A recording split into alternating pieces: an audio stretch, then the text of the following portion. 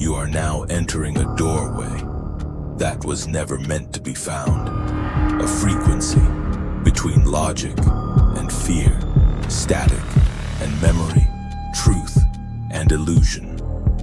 There is no time here, no map, only stories, each one a transmission from the edge of understanding and the boundary beyond. This is not a channel. This is not a dream.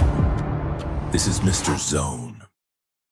You're listening to Mr. Zone, where logic ends and shadows begin.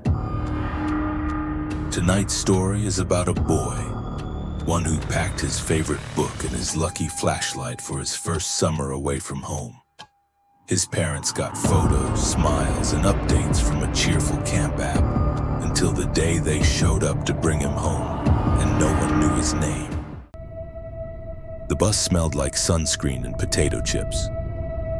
Ben sat by the window with his backpack clutched to his chest, watching the trees roll by. He was quiet but not scared. It was his first time at an overnight camp, and even though the lake was 2 hours away, his parents had said this would be good for him. Outside, the last of the cell towers faded. Reception dropped, but it didn't matter. There were lanyards to braid, songs to learn, canoes waiting by the dock. Ben's parents followed his journey through the official camp app. The first photo came by dinner. Ben sitting at a long wooden table with 5 other boys, mouth full of spaghetti, grinning like he hadn't smiled in weeks. His mom showed it to everyone.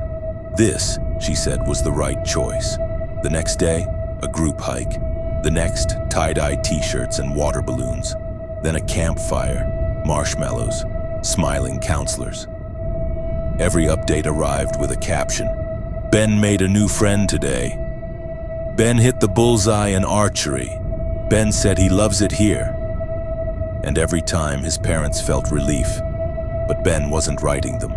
No messages, no calls. The app didn't allow it. Still, everything looked fine. Everything looked perfect. And then came pickup day.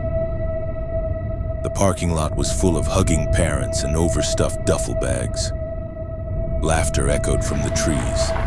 Cars idled with open trunks and snacks waiting in the front seat. Ben's parents stood by the check-in table, scanning the crowd. No sign of him. A clipboard sat on the table, names checked off in bold marker. His wasn't there. "I think there's a mistake," his mom said, trying to laugh it off. "Ben Langston? Cabin 3?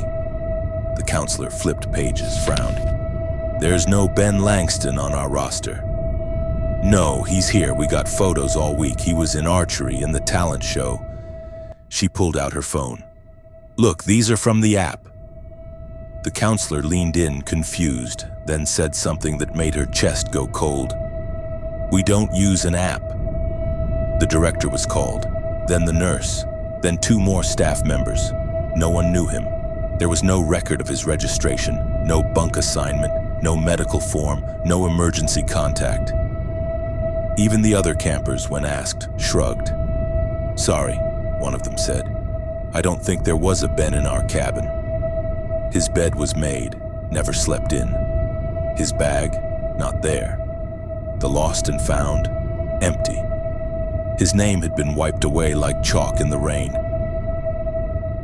They stayed at a motel that night, 2 hours from home, 2 miles from the lake, 100 miles from making sense.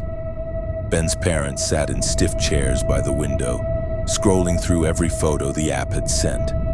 He was in them, smiling, laughing, roasting a marshmallow with a counselor named Kyle.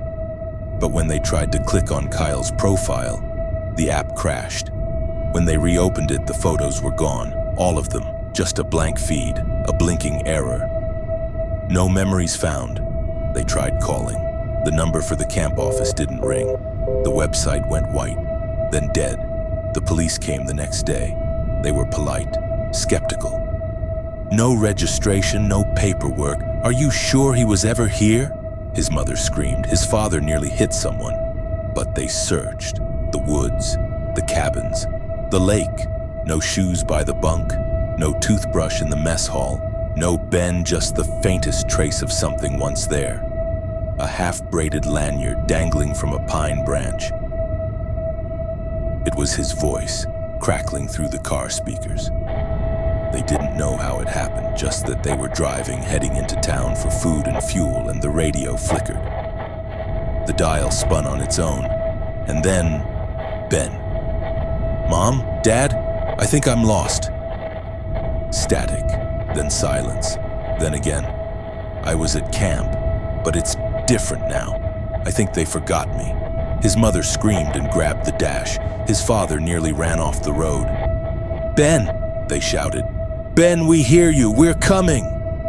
But the station was gone, just static. Back at camp, they demanded another search. This time, no apologies. They tore through the woods, they screamed his name. They even searched beyond the fences, into the trees no trail touched. And that's when they saw it. A second trail, hidden behind the mess hall, leading down into the fog. They followed it. The air turned cold. The pine needles gave way to gravel. And then, something new. A second set of cabins, smaller, abandoned, not on any map. And there, in the doorway of one of the cabins, a shoe, Ben's shoe, inside a paper lunch bag with his name written in Sharpie. The silence was thick, but they were close now. Closer than they'd been in days. They found him in the woods, not deep, just far enough. Sitting on a rock beside a quiet stream, arms wrapped around his knees. He looked up as if they'd never left, as if no time had passed at all. "Where were you?" his mother sobbed, collapsing beside him. Ben tilted his head. "I was waiting, I kept walking, but the camp wasn't there anymore."